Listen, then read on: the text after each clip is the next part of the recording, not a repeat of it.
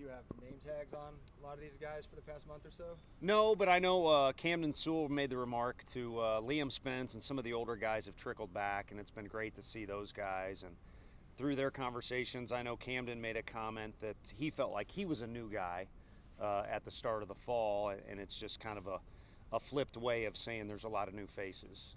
And, we've had some things come up too. There was kind of a 4-day illness thing that broke out on campus for a little while. So we've had guys sick. We've had other things come up where it doesn't feel like we've quite got the momentum going yet. But now that we're playing scrimmages and we're in our full NCAA allotted practice time, I think that's gonna pick up some steam here soon. You guys got a lot younger over the off season. Just how have they been handling that? I think the transition in the weight room is the most, it'll grab your attention the most aggressively, I guess. And I think that group, adjusted about as well as you possibly can. I mean, it's going to be difficult. The standards are different than the kids have when they come in. So Q's going to have them doing a little extra. And they did have to go through some days of those periods, and there's still corrections going on. But overall, I think that group adjusted about as quickly as you can to, again, just getting acclimated, what our standards are, what we're looking for. And that's really what that crucial period building up to scrimmages is get their bodies ready, their arms ready, but also just indicate to them the way we try and do things here, which is nothing special or crazy. We don't try and change anybody right away, but we do want them to know that there is kind of a system we got going on here. Just from your perspective, any leaders stepping up that maybe weren't as vocal last year? I think Camden just is in a different place than he's ever been. I don't think he has the world figured out. He's still young, just like all the other guys, as at least relatively young. But he's certainly been a leader. Redmond Walsh has still been around, so he's kind of been a hybrid of a guy who obviously doesn't have eligibility left, but leadership from him. So on the pitching end of things, with Frank and Richard working together and those two guys, I think it's been excellent. But also, you notice Dolander and Burns and Beam feel like, age or years in the program isn't something that's going to hold them back. They know how big a part of they were last year's team. They want to probably hold on to a similar role that they had last year, and so you can see they're exuding some leadership.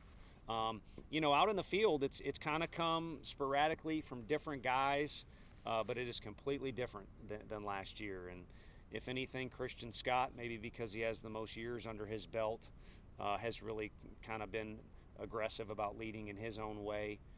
But it's going to be interesting. We're going to need guys to not necessarily be the captain, like Mr. Jeter or anything like that for the positional group, but there's going to need to be bits of leadership from almost everybody that's going to contribute for us on the field, and it's going to be a lot of guys. What does that outfield competition look like right now? Seems like a lot of guys for 3 spots. Absolutely wide open. Absolutely wide open. When it comes to Griffin Merritt transferring in, he's had a lot of success at a different school, but it's a fresh start for everybody, including himself. And so Christian Scott, again, has done everything we've ever asked of him in this program, and I think that's going to probably put him ahead a lot of others just because he knows exactly how to navigate through the waters of what we got going on here, what the league requires, what college baseball requires. But even with those two guys included, you could put them all in a hopper and say it is absolutely wide open. On the infield, it's a little easier to jump to conclusions at this point. That's all they would be, is conclusions. But I think if you ask me, don't hit me up this way, but if you hit me up every day and say who's your starting 3, it might be 3 different guys every day for the month of October. And then what have you seen from Jared getting back into the flow of being an everyday catcher? Yeah, some of the pitchers have asked. Drew Gilbert asked. I asked how his deal was in Houston. I know the Astros honored him and brought him in. I was upset I couldn't make that, but Duty's here called. But he was the latest to ask, how's Dickey look behind the plate? And he's another guy who's taken a leadership role in his own way. And one way that he's doing that is trying to take ownership of that position that he's trying to convert to. And we've got a couple others that are fully capable back there as well, but he's much improved behind the plate. Who are some of those young guys in the outfield, Chapman and guys like that? Yeah, Reese, I don't want to leave anybody out, but my gut instinct is to answer the way we've talked in the office. Reese Chapman, Dylan Dreiling, and Alex Stanwich are 3 guys that all very easily could have taken money in the draft Instead, they're here. But when you're a freshman, you kind of get knocked down and your world starts to speed up at times. So I don't think we've gotten the best version of them yet. I think as they get more and more comfortable by the end of the fall, you guys will be able to see, who they are and who they can potentially be.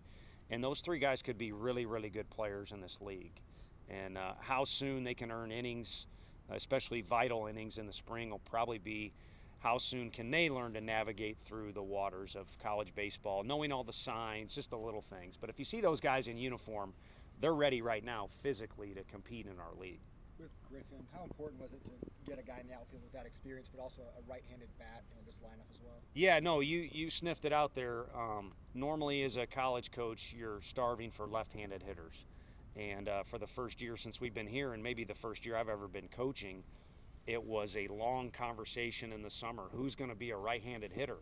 And I still don't know those answers.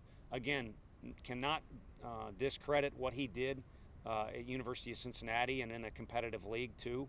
But it is a fresh start for him. It's year one here for him. And Hunter Ensley, you can't discredit what he did this summer for one of the best summer organizations ever. So it's encouraging that there's availability or there's options there now. Landing Griffin and having some other guys step up a little bit. But it's going to be interesting to see how many left-handed bats we have in that lineup every day. The list of guys you all have in the minor leagues speaks for itself, but is this the most talent you all have had in your time here? Prospecty, probably. And prospects are what scouts are looking for when they come here.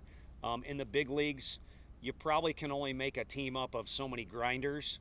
Even an organization like the Rays that makes the most of their money, I mean, they got guys that are super talented, whether it's big velo on the mound or really physical or really can handle a bat, can really run. You can win in college baseball with guys that just want to compete for their teammates and make the most of their opportunities in the weight room or with nutrition plan or sleep. And I think people would be astonished if they had the complete biography of those guys that started for us last year. What they were ranked as high school guys, how much scholarship money they were on.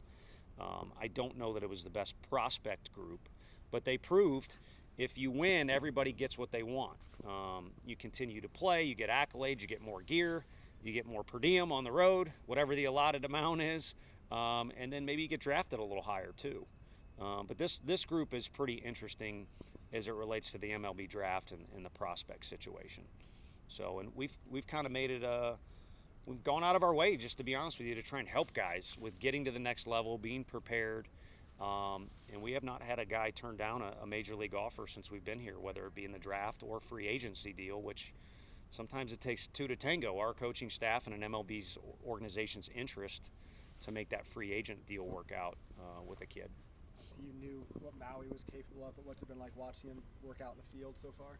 It's been good because I think he likes to be challenged. You know what you're getting skill-wise, but you don't know what you're getting as far as the makeup of the kid entirely. And that goes for other guys, too, that you recruit even when they're in high school and they transition straight to our place, because recruiting happens so fast now and so early, you don't really get the time to do that, it seems like, at least not for all of them.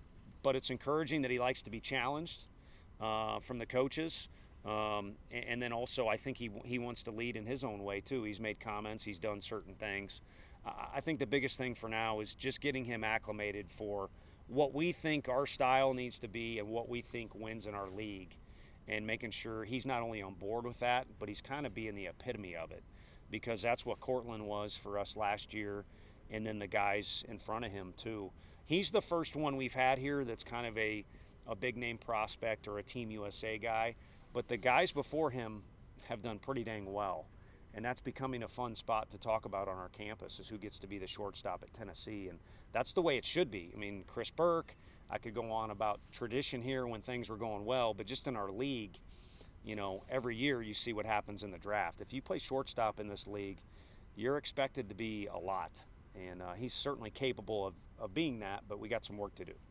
Jason Lander said he's been working on his off speed to be more than just a get me over pitch. How do you feel like that's developing? Yeah, you can see it in the bullpen, and I think more than anything, his decision to stay here this summer, which was completely his. He had an opportunity to go off with Team USA. He wanted to give himself a chance to rest, recover, and then build up. And physically, he just looks different. If you guys, I don't know if you'll talk to him today or you'll see him today, but Google a picture from his freshman year or some video, and he just looks like a completely different guy physically. So he looks great there. And in the bullpen, you can see the off-speed pitches are more crisp. There's more shape to him. He's only had one outing out here so far. Kind of opening day for us was yesterday. And it looked good, but probably not yet where he wants to be yet. So it's good to have things to work on. He certainly had some fanfare last year and had some success, but you don't ever really figure this game out completely. You can ask Max that. You got to constantly be evolving, and so it's encouraging he's trying to do that on the physical side and the mental side, even though he's one of our more talented guys. So like having Q back, and how important is his presence in this program? Yeah, it makes you sleep better at night. And you know, last year we had a great spring for a lot of reasons, and included what was going on in the weight room. But this time of year is so crucial to develop culture, correct mistakes, hold guys accountable for missing a class assignment or missing a meeting with the nutrition or whatever it might be. And he just takes a lot off our plate as coaches and lets us coach. And the guys know if they get out of line or they don't meet our standards, that's the guy they're going to hang out with. And Q is really funny, and he's fun to hang out with, but also it's not so fun when you're, kind of paying the piper with him is the easiest way to say it. So just makes it more fun to come to work, which I think that's why kids enjoy playing here, is the coaches enjoy coming to work. So therefore it's a good environment, and then they add to it. And it's a pleasure to be around him, but also just the confidence in knowing our guys, and to steal a quote from some scouts that I talked to, our guys look different than most guys across the country in uniform. And it's 100% because of what he's getting out of them in the weight room. And of course, nutrition and recovery play into that as well. Does it keep you up at night trying to figure out how you're going to get all those arms innings this season? There's a lot that keeps me up at night. If you want to, we can talk about some of those things off record. on record, I think right now you want competition. 2 years ago we had a year that was unique where you kind of saw the writing on the wall. These are going to be the 9 or 10 position players that we have to play. And I think if anything right now we'd like to ramp up the competition. I will say the freshmen, if they prove they're the best guys, we'll throw them. I mean, Bernsey and Beam and Wyatt Evans throwing in the SEC championship game last year, we've proven we're not afraid to throw freshmen. And you kind of need to, so they develop and they're ready to be the next guys. But it's going to be an absolute war. And some of those freshmen I'm just kind of sizing it all up right now. I'm not, putting a ceiling on anybody, are going to really need to be patient. But I mentioned Max Scherzer earlier. That's a guy who was a part of a phenomenal pitching staff, had to be more patient than he wanted to be, and just kind of get his feet wet and get some innings. But as he developed, when those innings opened up, he was ready to rock and roll. And I think that's the difference between recruiting and actually coaching. Reality is it's difficult as a freshman to make a huge impact in this league. You got to be special physically and mentally. And again, some of those guys could do that. But a big theme for them is if they stay patient, look at Coach Anderson's resume. We've been able to do some nice things here. They'll enjoy the rest of their career if they've got some perspective that way. Where have you seen the biggest growth from Burns and Beam after 1 year in the program? Yeah, Burns just physically looks great. Came in, lost a lot of bad weight with Q. But again, a guy who took the summer to recover from a heavy workload in the spring, and then just right now he just looks healthy when you look at him. And he looks lean, he looks strong, he looks in shape when they run sprints. He wins them. And then he's throwing the ball tremendously well. I don't think there's anything different going on, and it's always come out good for him. But he looks like he's got a little extra sense of determination, and the ball's coming out good for him. And then Drew Beam has kind of done some different things too. When you locate your fastball and it's coming in at a decent, velo and all that good stuff, off speed is where you turn. That's what we talked about with Dolander.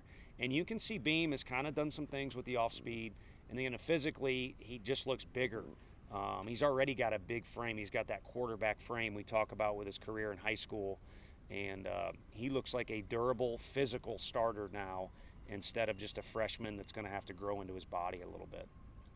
with some of the success and the growth that this program has seen since you've been here, do you think that could be an example to some of the younger players that, like, hey, this is what happens when you buy in?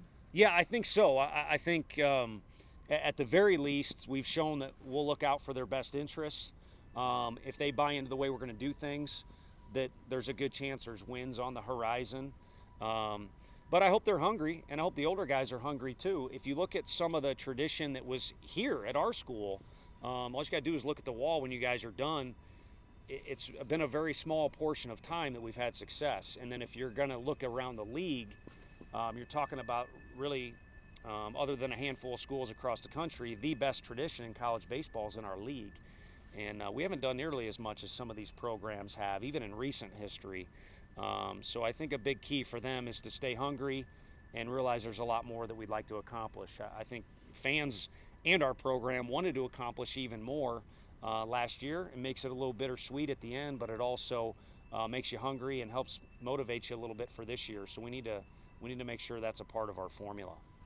Coach, a lot of Vol and Lady Vol fans are really excited about the success a lot of the programs are having right now. What excites you most about the direction Tennessee Athletics is heading? Yeah, I mean, it excites me that I get to partake in it, whether it be football Saturday or just seeing soccer's recent big win, but a little bit of it stresses me out too. There was, when we got here, there was a sense of if we can just provide a little bit of oomph on campus, it'll be well received because there wasn't as many positive things going on. And now it's like, we better make sure we got these guys ready to rock and roll in the spring because we got to carry our own weight around here. And I think it's awesome to be a part of. Ultimately, that's what you want because the sports help each other out if they're having success. And then, again, falling back on our history, JP, Lou Kochaver, Jan Gomes, they would talk about when you walked around campus, you knew the other sports were going to compete for championships on some level. You didn't want to be the weak link. So you enjoyed the success, but you also had a competitive drive in you that you wanted to be one of the better programs on campus because there was competition within in a healthy way. And I think that environment is here. And I've said it multiple times, so I'll say it to you guys as of late at talks and things like that. There's just a unique deal where the coaching staffs interact pretty well here and try and help each other out. And there's a sense of camaraderie there that's tough to come by because we're all in our own worlds, we're all at our own facilities, but maybe it's because people in Knoxville are friendly. The coaching staffs, for the most part, don't call them after a bad loss or don't call me after a bad loss, but there's a great sense of camaraderie. Last question, Dan. Talk about Zane Denton, a lot of SEC experience, so just talk about him coming into the program. Yeah, no, it's been great to have him. He's a Tennessee kid. I think we're, just a little late to the party as it relates to his recruiting efforts. When he was in high school, we had just gotten hired. We were able to kind of get in there and get an offer with him, but he had a really long existing relationship with Alabama, including their hitting coach that was there his first couple years. But it's just been great to have him here because when we face him, it's like, man, this Tennessee guy, it'd be great to see him in a Tennessee uniform. But also he shores up a spot that is one of the more difficult spots in college baseball to fill. Maybe other than having a catcher, that's the spot. You need a great defender in there, but it's also a spot like the big leagues. You expect great things offensively. And when you talk about Andre and Trey and Rucker, those are three guys that sat in the middle of the order, made every play for us, and shored up a position that, maybe we weren't quite as rich in wealth when we first showed up here. And I think part of the success in the program has been we've had a dynamite player at that position. And he really impressed us with how much better he got defensively, how he took care of his body or developed physically there, and then hitting. Everybody knows he's fully capable of doing that. Thanks, Coach. Appreciate it. Thanks, Tony. Thanks, Coach.